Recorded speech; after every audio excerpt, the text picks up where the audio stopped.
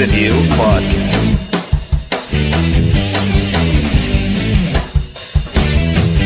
One handsome devil.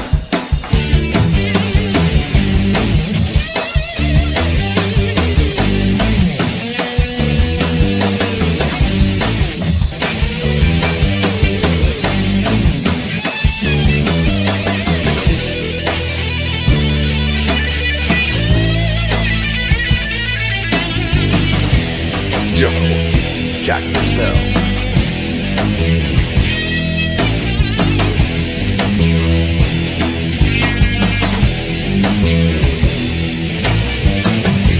Scissor me, daddy ass.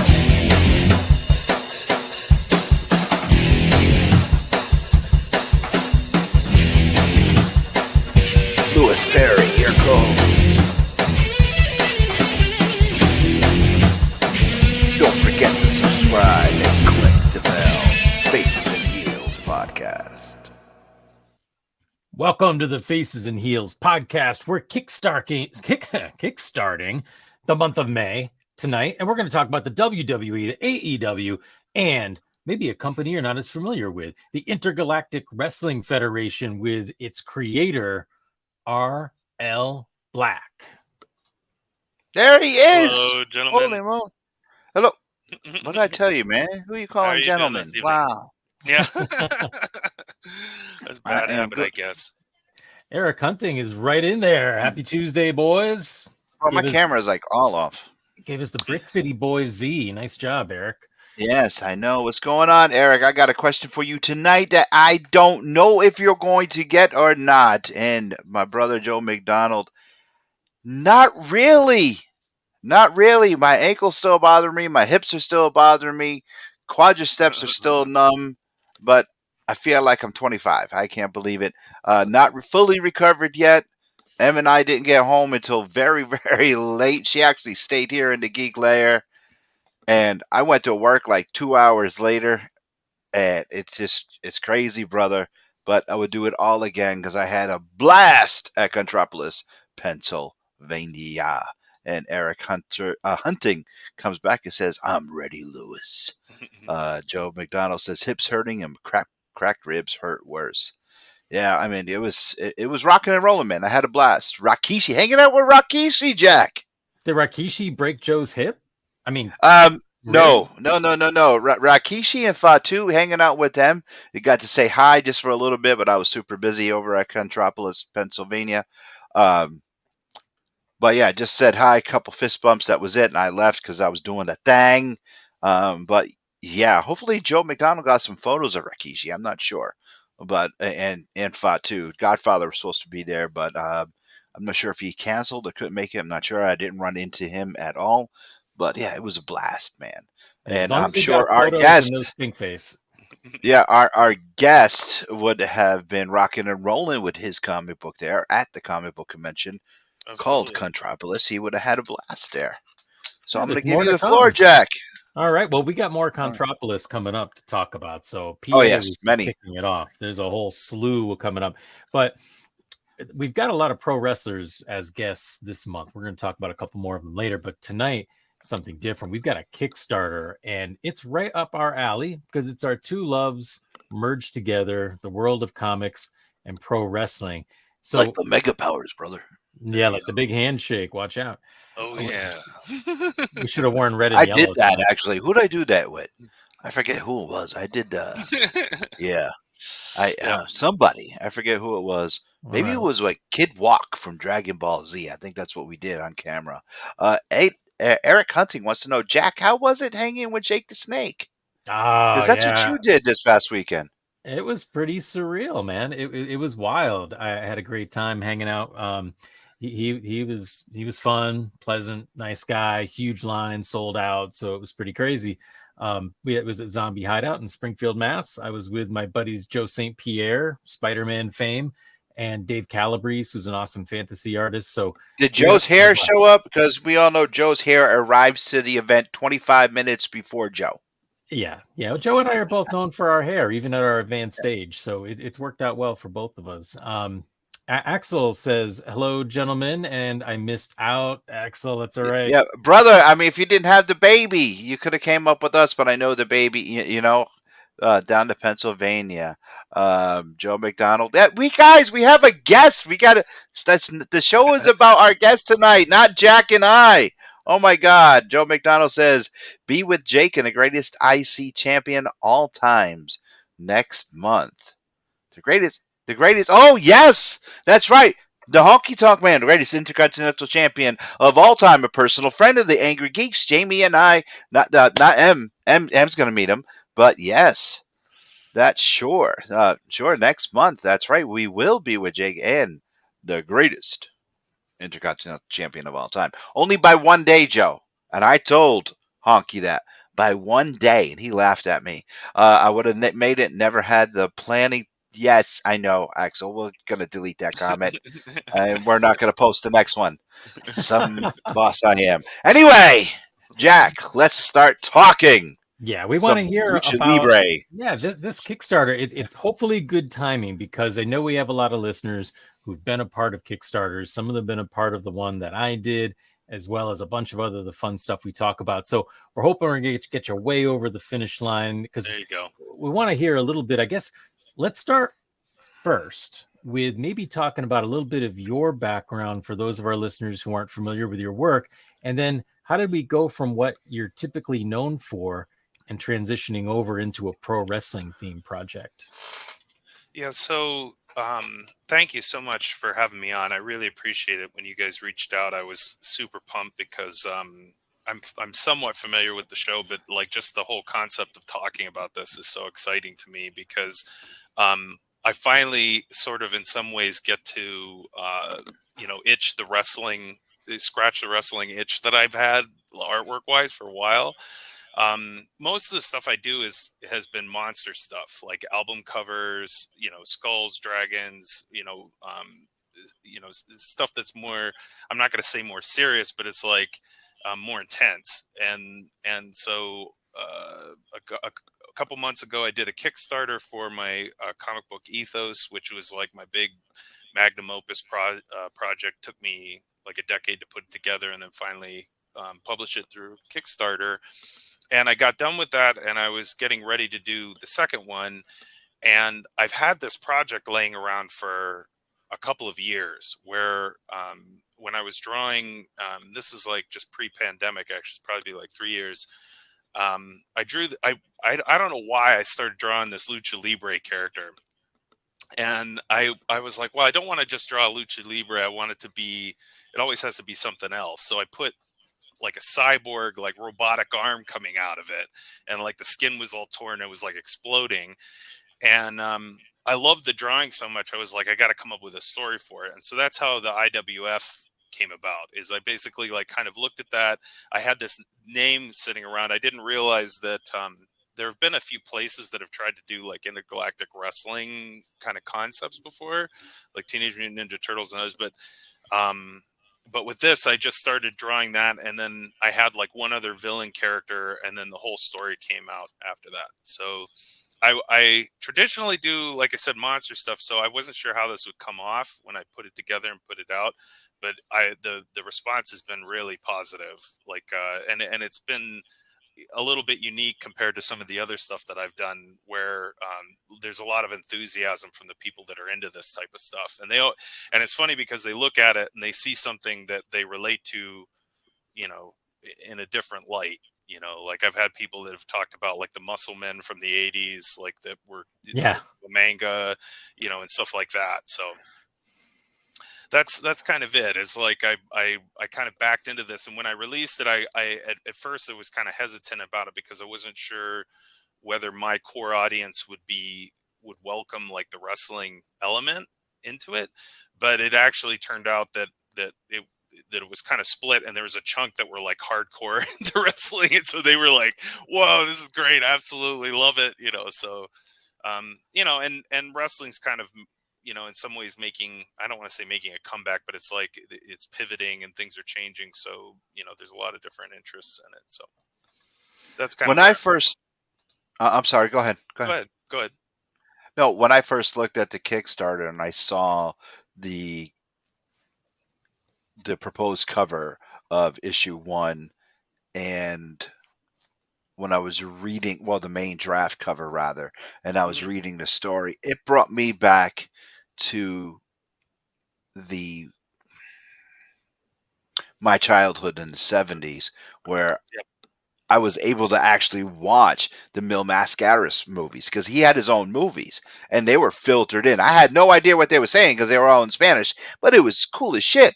And that's what I was getting at by watching this. So that's what it brought back to me. And it's something else. So it caught my attention right Yeah. there. We do have a quick question, Eric. Eric asks if you have always been a wrestling fan. Yeah, so I I've been a wrestling fan for a long time. I became less of a wrestling fan when I became a dad about 12 years ago, and that's mostly because just didn't have the time to watch it. You know, like I was running around like a crazy man taking care of stuff. But like I went to I'm in Pennsylvania, so I went to the Erie Civic Center and saw Hulk Hogan wrestle Iron Sheik, and I watched Saturday morning wrestling and watched the wrestling cartoons, and then even into the 90s and the early 2000s. And we would have when Monday Night Raw started, we would all get Monday Night Raw. That was it. Everybody came over to the house, we all hung out together, and then we would watch that. And everybody would have their favorites. So there are definitely people that are harder core wrestling fans than me, but I like, as a person who I've watched it regularly most of my life. So this is meant to be kind of an homage to that. A huge amount of the inspiration is it's really funny with the emergence of social media. It's kind of reconnected me to that fandom that I had as a young person. So like I have the Ric Flair, or out of context Ric Flair Instagram, like favorited in my profile. So every single day I get at least 20 Ric Flair videos like lined up, and then I just ingest that, and then I'm ready for anything, like, and it's funny because like some people watch like motivational stuff, like they'll have like, oh, I'm listening to Tony Robbins and I feel so relaxed and I'm ready to work, and I feel positive. Like I listen to Ric Flair and I'm like, all right, I'm ready to take on anything. Like, so that's how I motivate myself to do some of this stuff, honestly, is like just being such a fan of the just over the top, like intense perspective on things. um and so like that's built into the comic. Like, so I literally sat and while I was scripting the book, I sat and watched, and granted, I'm focusing a lot more on like 80s and 90s time frames, but like the like the reels where it's almost like the Ultimate Warrior's on acid, and he's just like going that, or Hulk Hogan and them, they're going completely off the rails and you have absolutely no idea what the hell's going on. Um that's yeah, that's that because that's built into the story. So there's the characters are arguing with each other, they're threatening each other, and that's before any of the action actually starts. So yeah, I guess that summarizes. I would say that I'm a decent wrestling fan. Okay, Okay, cool. nice. I want to say a quick shout out to Steven, who is Rhode Island's Peter Griffin. And right now he is like a newborn wrestling fan and actually had an altercation with Solo during Monday Night Raw when it was live in Rhode Island. WWE was gracious enough to give Steven front row tickets. He was treated like a celebrity because he is like he's Peter Griffin in the flesh. He was sitting front row, and he kind of had an altercation with Solo, and he actually showed Rikishi the video. If I can get my hands on the video, Steven, if you can send me that video, I would love to show. If Jack gives me permission, show it on this. It is hilarious, and in full Peter Griffin cosplay with the voice and all, they were actually going at it. It is funny, but I wanted to give Steve a big shout out. Awesome. All right. So we should probably talk a little bit about the specifics of the actual Kickstarter, because those of our listeners who aren't familiar, Kickstarter generally, one of these campaigns will run for about 30 days. And I believe you've got 8 days left, so there's still time to get involved in this. But if you go onto Kickstarter, like I said, you got a little more than a week, and RL is super close to the finish line, but like any of us who do Kickstarters, we certainly want to go sprinting past that finish line and get as far as you can. So check this out. IWF Intergalactic Wrestling Federation #1. Got this really cool image here. It's a project we love from Kickstarter, which is always awesome to have when you're doing a campaign. And look at this cool artwork. It's like Terminator meets Lucha Libre. Yeah. And we're scrolling down. Really well designed page, got that nice retro feel to it. Yeah, I guess I should I didn't really focus on that. Most of the stuff that I do is retro style artwork. So there's a lot done to kind of emulate like the comics of the 70s, 60s, 50s in a modern sense. So when you get one of my books, the pages look buffed up, like everything looks distressed. There's like the color the color setup is made to look like an old printed book from the 50s, 60s, and 70s with the dot matrix on it, where it has the um, the almost like the zip tone color feel to it. Yeah, little So Ben-Day dots. yeah, the Ben-Day dots. Yeah. Yeah, nice. And I love the way the pages look stained. It's like off Yeah. color, so the pages don't look nice and clean and white. It has that real feeling like you're holding that 70s or 80s comic. Yeah, I mean the idea is like you pick the comic book up like you found it in your uncle's attic, like in a desk. I am. Excuse me. I am digging the watermarks. I don't know if people can see the mouse moving on the screen. I am not sure. But if you look at the bottom, it's not going to be enough, though. The pages do look like they have watermarks on the bottom of it, or like Mhm. coffee or soda stains. I've never seen this before in an actual brand new book. This is brilliant. Jack, what is your thoughts on these pages with that? I think they're super fun. I love the technique. From a technical standpoint, we'll talk about how some of this is done. I'm curious, but yeah, I mean, really well crafted. The text and everything. It looks like something that Kevin O'Neill would have done. Mhm. Who was of course lettering so many of the books back then. But yeah, I mean, I love the photos of the arena. Like they just really captured a genuine, authentic look that, of course, Lewis and I rant about in our collections all the time. Mhm. Yeah. Okay, RL, let me ask you, what's a digital hug? Yeah, that's a good. Yeah, no, it's just a little love to the campaign without, you just and we provide you with wallpaper, digital wallpaper, and that's you get Okay, hugged in wallpaper. all right, So yeah, all let's go right. through the rewards. I'm glad you're on this Yeah, page, Lewis, because I was going to say there's lots of options. You can get the digital version. Some people dig that. You can get, of course, the finished printed version. So when someone supports your campaign and they get the print edition, what exactly will they be receiving? Like how many pages of story are there in there? Are there like fake 32. advertisements?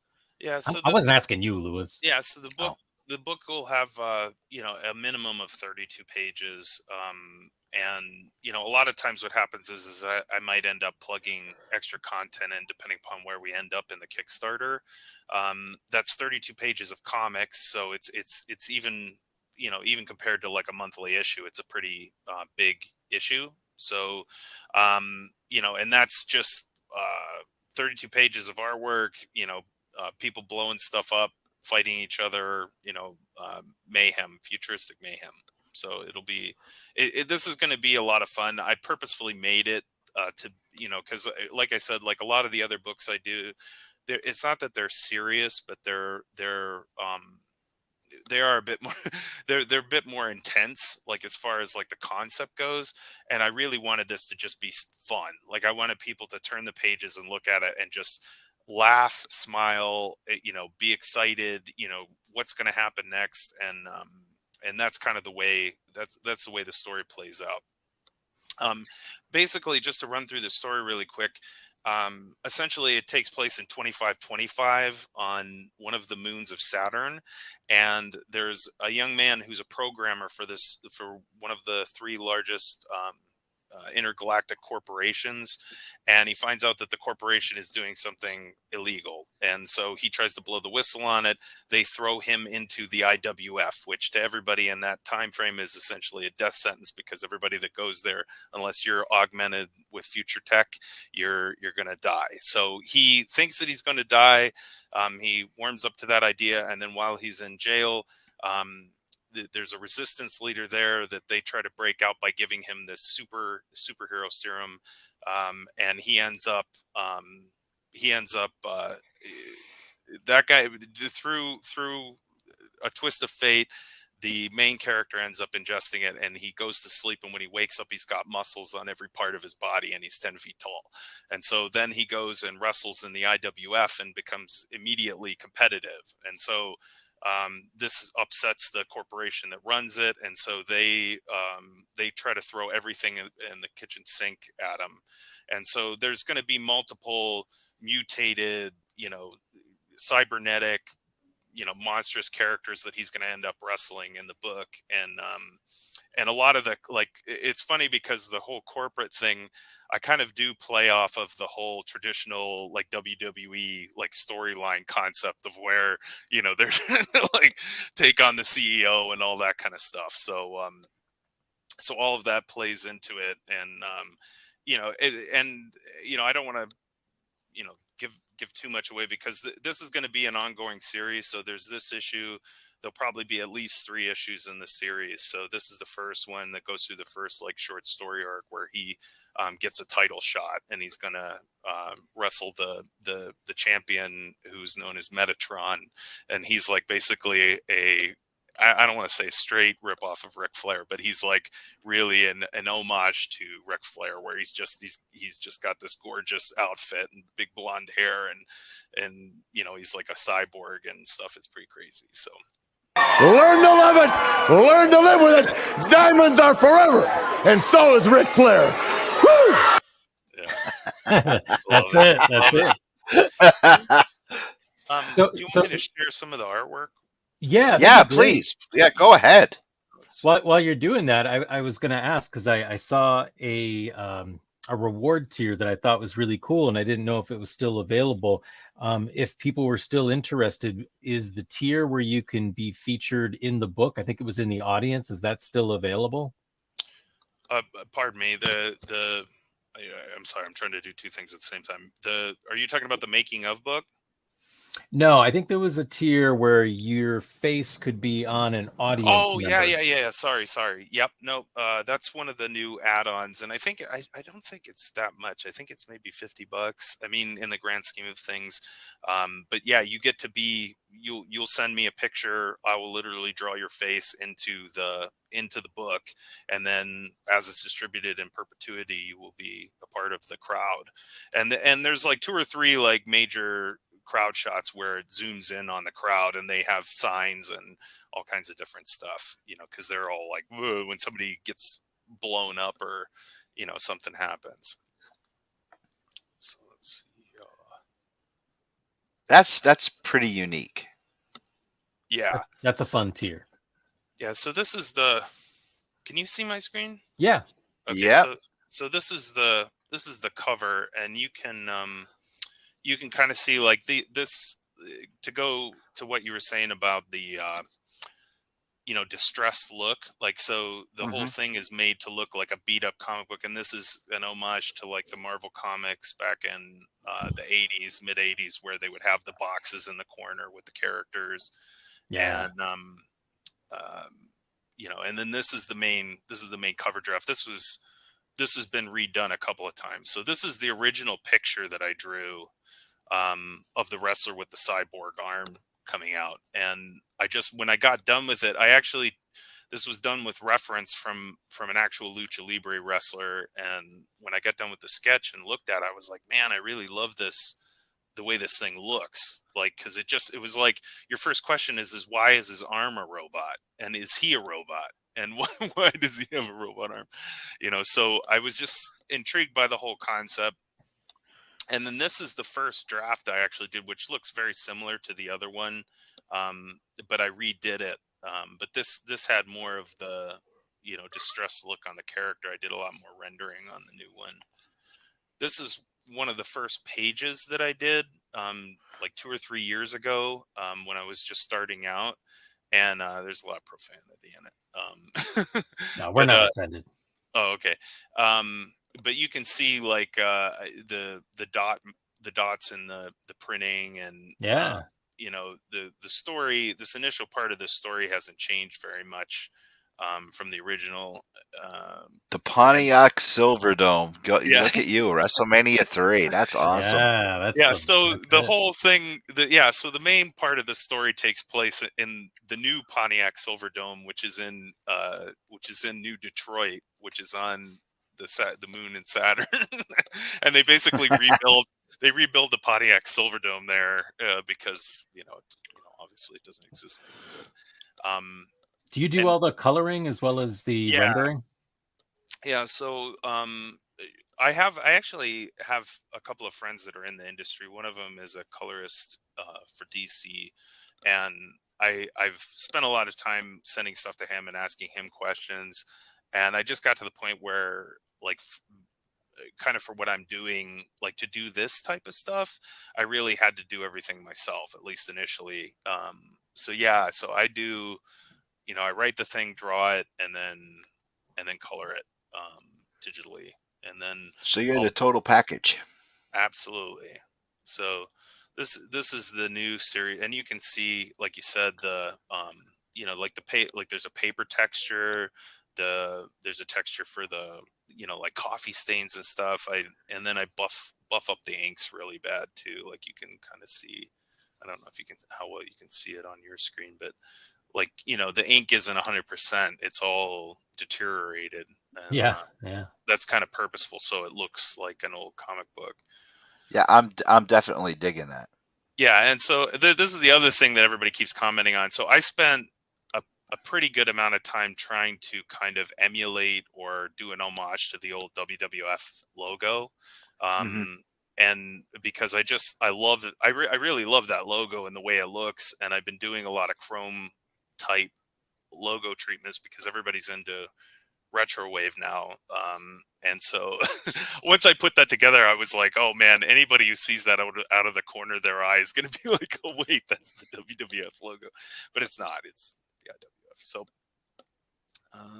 and this is just another close-up of the page you looked at here, and again, like this guy's just gets basically forced out. This is very much an homage to the Running Man movie with Arnold Schwarzenegger. Yeah. There's definitely like elements of that are kind of put into it, where he's essentially forced to compete with the people in the ring. And I've taken and digitized and mixed a bunch of different photos together, and to try to create like this somewhat realistic kind of like feeling that you're in the stadium with these people. And like these are some of the frames that you would get into where someone's face would get swapped out, but he's just like, worship me, bums. Like he's just, and so I'm actually going to be putting up a couple more sample pages pretty soon, like to finish out the New Kickstarter. England, acknowledge me.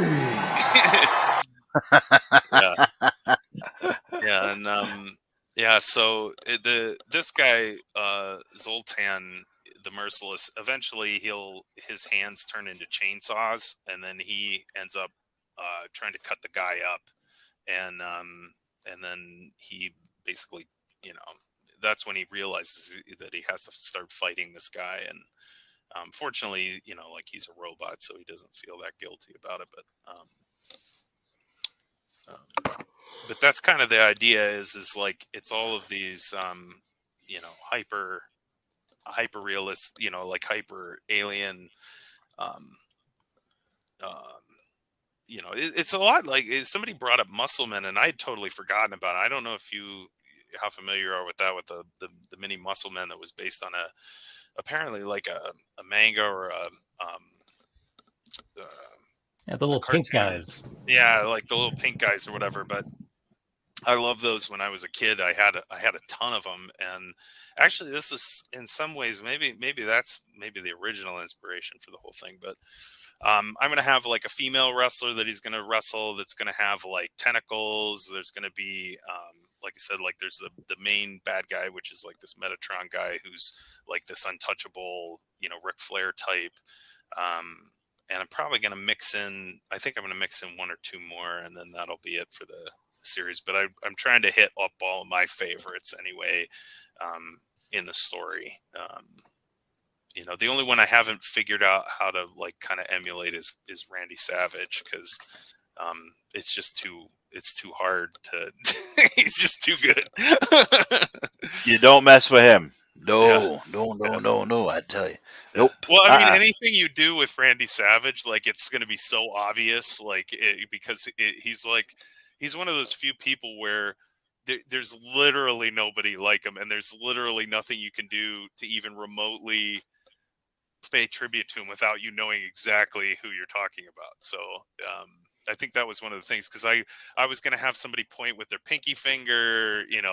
I was thinking about like when that coffee thing became big on the web, where everybody's Cream using of that the as crop. a meme now. Yeah, the cream of the crop thing. I was going to do that, but then it's like that's just it was too obvious. So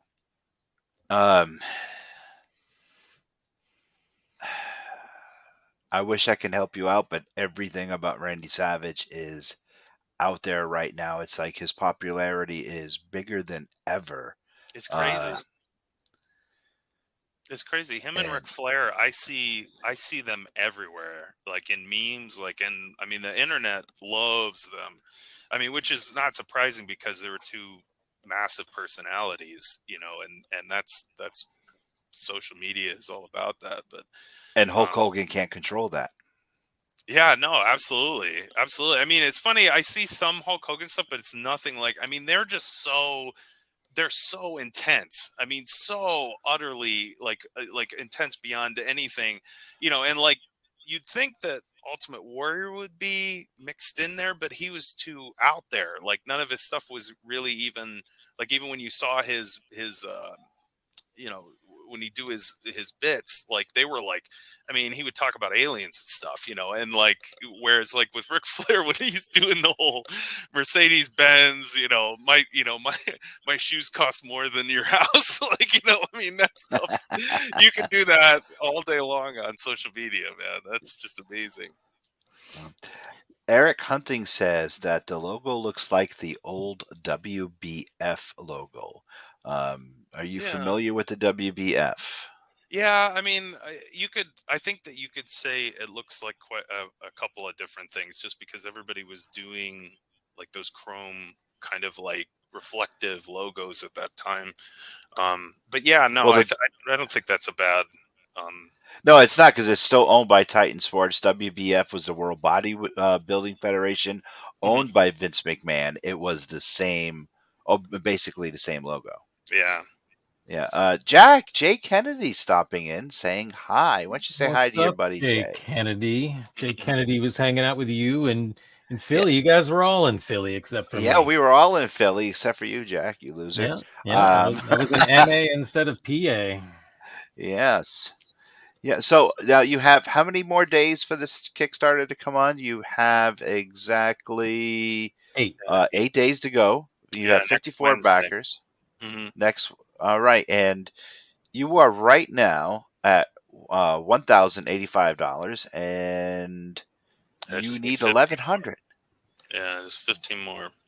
Yeah, so wow. I mean, the way that I look at it is like, if I feel like this is going to get backed, and we're going to move forward pretty well. That's exciting, because I really want to continue this and do a second issue like in the next 6 months. So like, if this works out well, the Kickstarter works out well, then we'll do like the second, third, and fourth issue, and just have it a part of the like Vantage Comics line that we're putting out. Do you have No, any we're used. stretch goals or anything that you're doing to try to kind of encourage people to get in there in the last week? Yeah, I think that the way we're looking at it now is we're trying to decide which day we're going to announce it, but probably Friday, Saturday time frame. We're going to do like a short run of like a specialized metal cover, and people will be able to get that as an add-on, and it'll be it may be holographic. We're trying to iron that out right now, and then we'll do that for a period of time, and that'll be like another add-on with a specialty limited edition cover.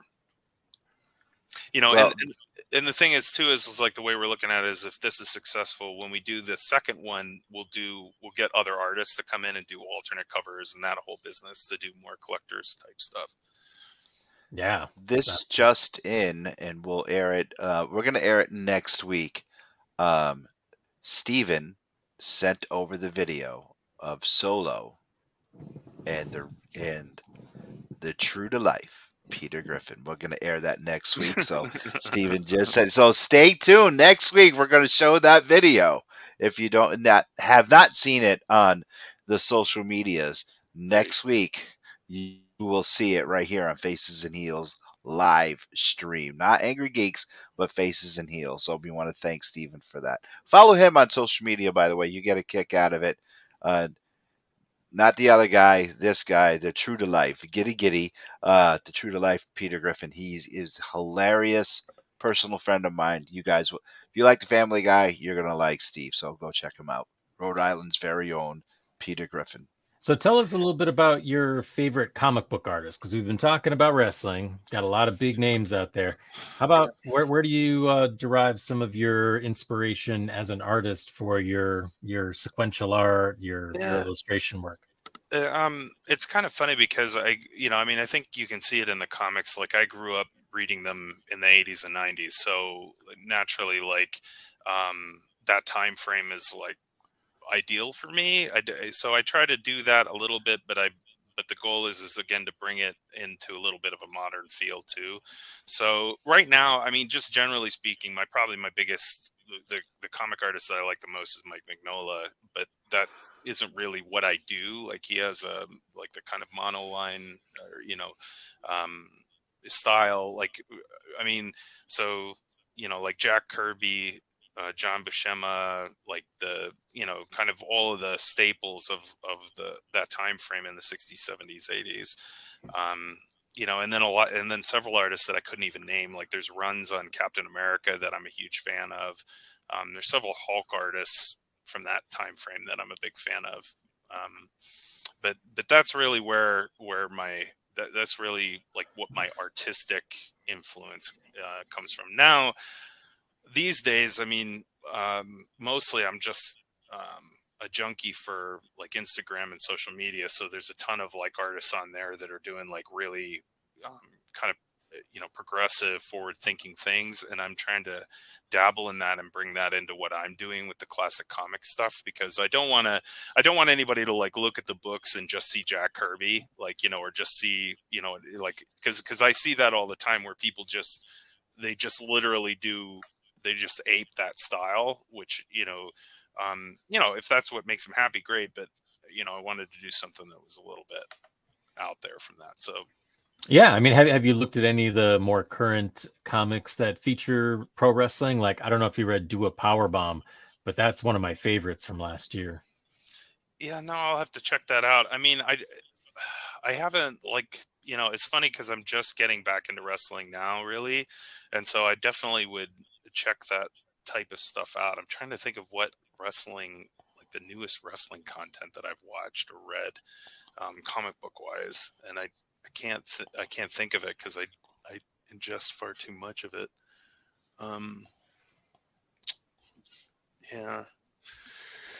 Yeah, I don't know. I like honestly, I guess another big influence would be The Walking Dead, like, just because a lot of the, like vampire monster stuff that I do, those types of influences are really big on me. And that's my thing with doing this book is like, I really wanted it to be a departure, and that's why it is like, so, in some ways I'm kind of, I'm trying to push myself to do stuff that's a little bit different, because I used to, when I was younger, I used to draw a ton of muscle bound people. Like that was like, when you're growing up, I mean, you kind of, especially if you're reading like, the Hulk comic books and stuff like that, or, watching the old WWF cartoons and stuff like that. So I haven't done that in a long time. Most of my stuff is just like I said, like monsters and stuff. So with this, I mean, like I had to pull up like tons of bodybuilding pictures. I have like an entire folder of like Lucha Libre reference so that I can get like the look of somebody doing like a backflip, or a somersault in midair, like get the angles of the bodies proper, because it's such a unique, you don't draw that, like most people, they draw somebody there's like sitting in a chair that how often do you draw somebody flying over a rope, going to like clothesline somebody. So that's part of the reason I did it too, is to kind of like push that artistic element where you're drawing the body in an entirely different fashion than you would normally. Who is your favorite reference for Lucha Libre? Oh gosh, Who is your favorite luchador to use as a reference? I literally went through 2 or 3 YouTube videos and then just took screen captures of it, so I can't even say which one specifically I would reference as a specific character, because there's so many of them.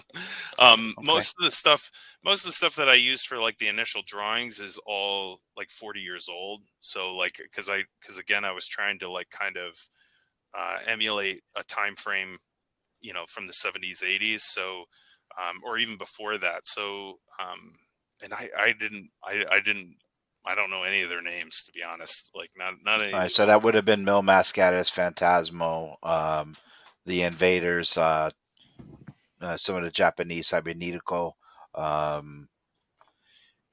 Tiger Mask. It could have been any of those. Super Spider.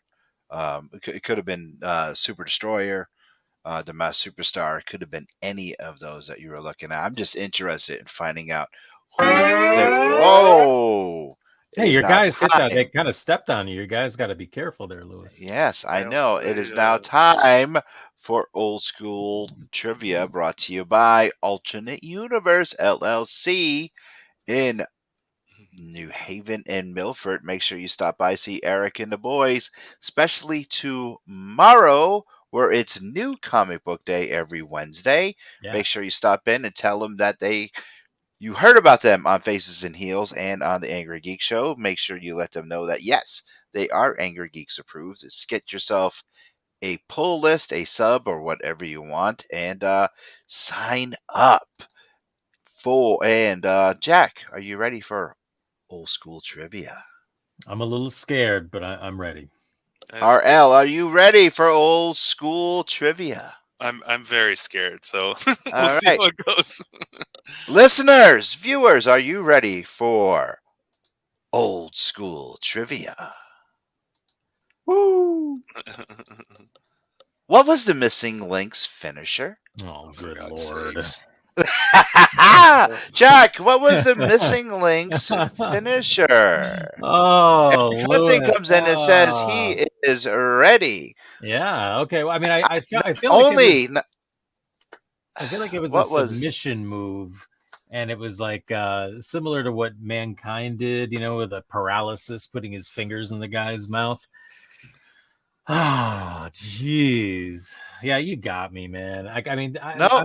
I'm just gonna say that he aped, or that Mankind aped his finish off. That's what it was. What you were close with the but what were you saying it is? It's like where he sticks his fingers in the guy's mouth and paralyzes him. You are wrong. You are wrong. I know. Eric Hunting says face claw. Eric Hunting, you are wrong. RL? I feel like I feel like it would be a submission, but I'm gonna say a chokehold, like some type of chokehold. You are wrong. His finisher was taught to him by Playboy Buddy Roberts, and it was the figure 4 leg lock. Playboy Buddy Roberts was his manager and actually taught the Missing Link the figure four leg lock. After the Missing Link placed him in the figure four leg lock, he then jumped off the top rope and did a flying headbutt into a steel chair with no one there. Oh my God. Man, You all fail tonight, Lose. and thank you for playing. And Jack, next week, I'll give you some love. Yes. We'll see what happens next week. Thank you for playing. And once again, I want to thank our show's sponsor, Alternate Universe New Haven, and in Milford and New Haven. Make sure you stop in and see Eric and the guys.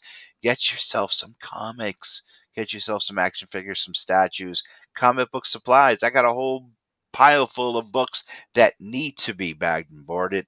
And you know where I get my supplies? I go down and see what my boys and my daughter call Uncle Eric, and I get some stuff right there. So stop in and see them both locations.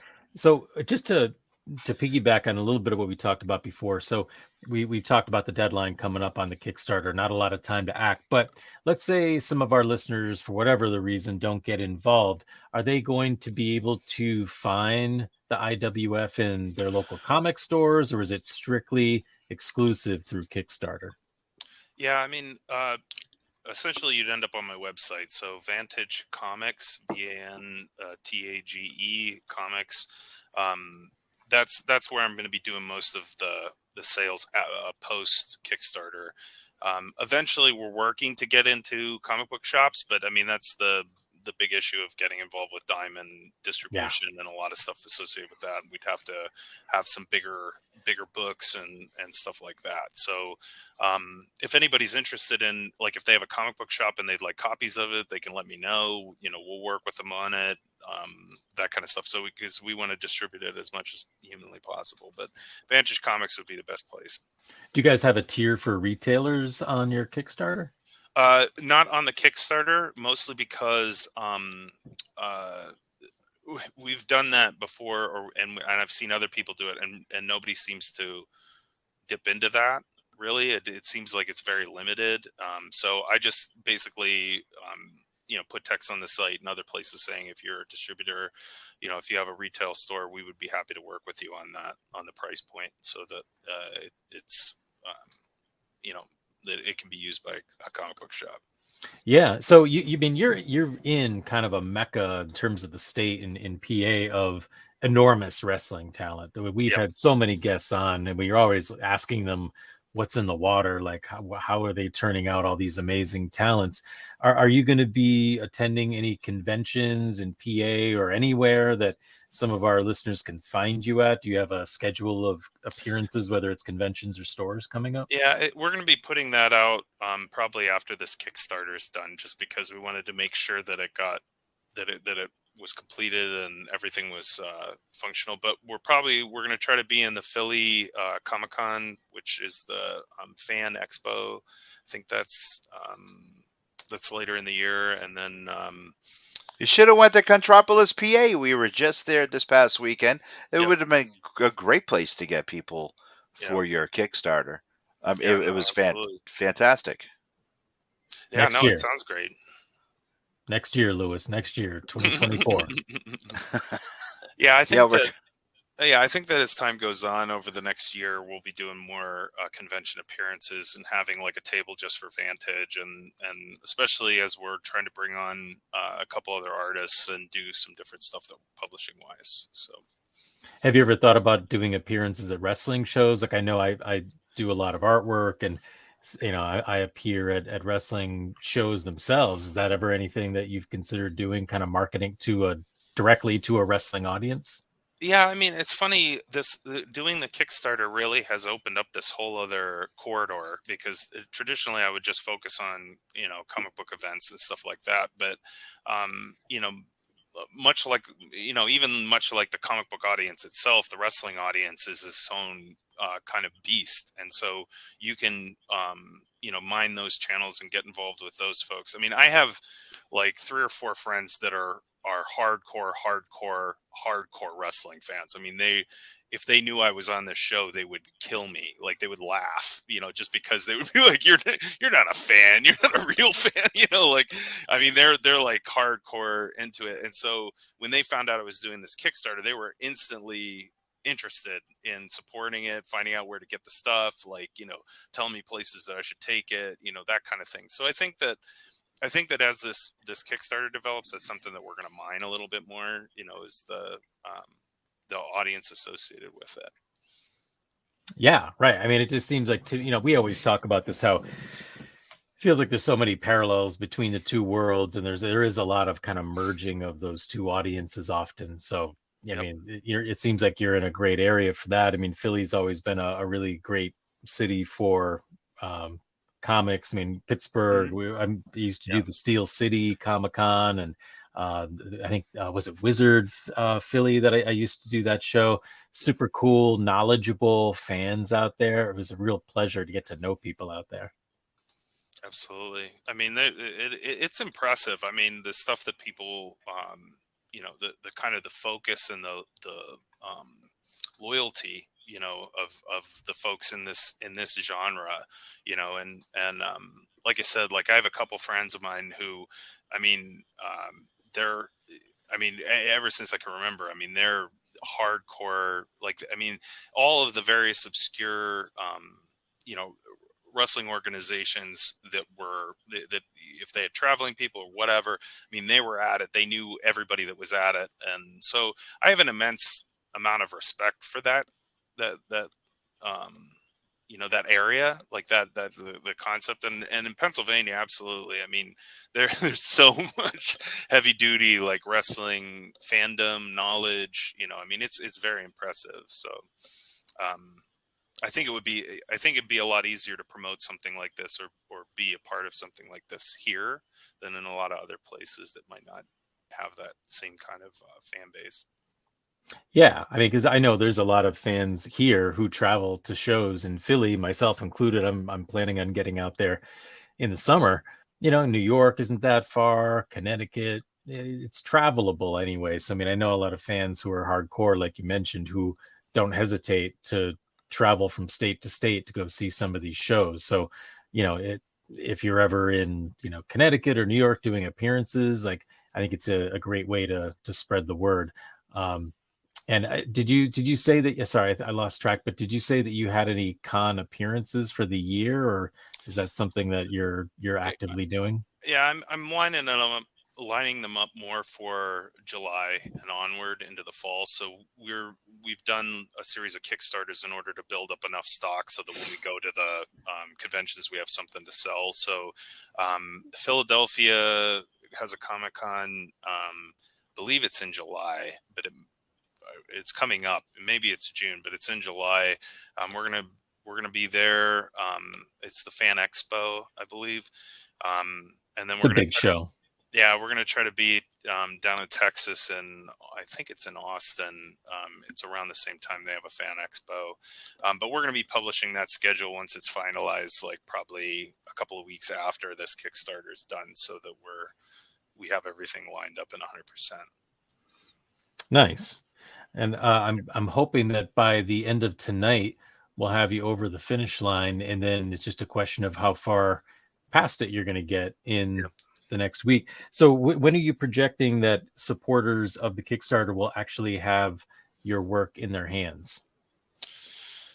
Generally, it's like within a month and a half or so after the Kickstarter is done. So, like, it takes 2 weeks before the Kickstarter forwards you the cash from the Kickstarter.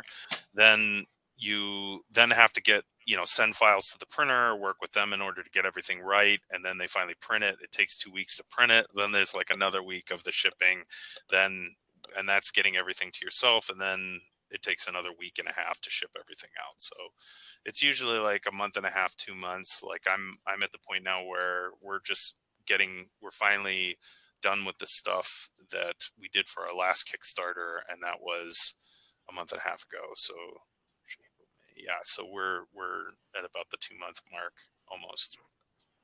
Wow, that would be incredible. I know that when I did my Kickstarter, I don't know if you felt this way, but it was a full-time job for 30 days to make Oh this yeah. happen. And then the actual aftermath, we actually got we were stopped at the Canadian border. I don't know where you're printing it, but we Oh printed no. ours in Canada. Yeah, we got stuck there. That was a story that I can't get into because we won't have the time, and my blood pressure will be through the roof. But yeah, it could take. There's all kinds of obstacles, and especially after the pandemic. I mean, if you got it out in a month and a half, 2 months, I mean that would be impressive.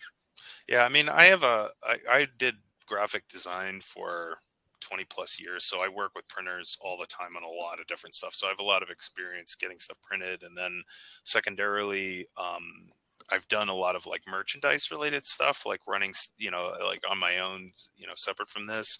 So I have experience like shipping stuff out. So that's why I feel like generally we might run a little bit faster than other folks doing similar work. Plus it's just, I've kind of honestly, part of this is like clearing off my schedule of everything else so that this is all I'm really doing, because it's such a huge passion of mine. The past couple of years, like this is a you get into the pandemic, what does it all mean? Like kind of a situation. I'm like, it means I need to make wrestling comics. That's what it means. Naturally. Yeah, naturally. That was my answer from the pandemic, was you need to make a wrestling comic. So, well, I'm glad the pandemic took you somewhere positive. It did. I mean, in the end, it's funny how, honestly, I had been doing artwork quite a bit, but that first year in 2020, I ended up signing up for an online art class. It was like graphic novel intensive through the Sequential Artists Workshop. And then through doing that, it just blew the doors off of everything for me, where I was like, I really need to be doing this more often. And so my artwork really shot up, and like my profile, through Instagram and some other places picked up, and I started getting freelance gigs. And then, this year I just made the decision that I wanted to do these Kickstarters and just start pumping these books out. So I try to do stuff that I wasn't seeing in other places. I really wanted to try to do something that was where you'd look at it and go, well, I really, honestly, my goal with especially when you look at the cover, is you see it from across the room, like you're walking through a store and you see it out of the corner of your eye and you're like, what the hell is that? And you're like, you walk over and you're like, is that a lucha libre with his arm, like a robot arm? Like, what the hell is that? And that's kind of the way I look at the whole thing. Oh, Jack. We are at our 2-minute mark. RL, you want to tell everyone where they can find you on social media? And then Jack, why don't you tell everyone where they can find some great looking artwork and where they can get some commissions? All right. Very good. So, for my part, like I said, vantagecomics.com is my main website. And then for Vantage Comics, which is like Ethos, all my stuff with this. And then I also have a monthly zine that I publish called Epic Adventure. That's like a fantasy comic book setup. And then rlblack.inc is my personal artist website. So you can go there to get you can get the same stuff there, but I publish more of my artwork, and there's samples of stuff from movies that I've done and stuff like that. Nice. Awesome. Yep. Well, we're looking forward to keeping our eye on your Kickstarter and seeing what happens. I think it's pretty clear you're going to make the goal. So that's awesome. And we appreciate you being with us tonight. So thank you for taking the time, and hopefully you'll see some of our supporters getting familiar with your work. But in following your promotion of your social media, the same holds true for me. I will be doing a couple appearances. We'll talk more about that next week. We also have Judas Icarus joining us as a guest next week. And the following week, we have Griffin McCoy, who blew me away at Pro Wrestling Grind. And I was begging him to come on here. I just thought he was so amazing. So those guys are going to be following this month. So we got a full May for all the listeners and viewers. But you can find me at Jack Purcell Inc., INK, on Instagram and Facebook. If you're looking for commissions, the list is open. I do have some new trading cards that are going to debut at Pro Wrestling Grind at the end of the month, as we're going to be working towards crowning a new champion over there. So that'll be exciting. And then, of course, you can find me on Twitter at Jack Purcell 38. Not really sure what the hell I'm doing there. But then this guy over here. You can find me each and every Tuesday night when my brother from another mother, the one and only ink slinging Jack Purcell. Hey, I'm still tired. And you can find me coming up at Super Saturday, an ARE event for Alternate Universe LLC. Jamie and Emily will both be with me. They'll both be in their cosplay. We're going to be broadcasting live streaming. And you can find me on the Angry Geek Show every Monday night as I live stream with Jamie and Emily. You can find both the shows on the Angry Geek Show network website where you can find Faces and Heels. You can find Angry Geeks. You can find us all on Pod TV. You can find us all on your local public access TV shows. But most of all, Monday nights, you can find me right here.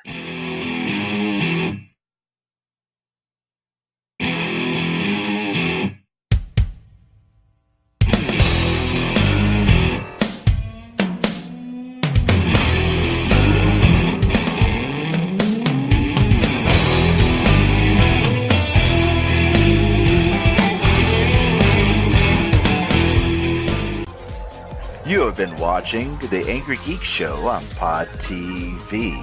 Visit our website today. And for guest bookings, email us at theangrygeekshow@gmail.com today.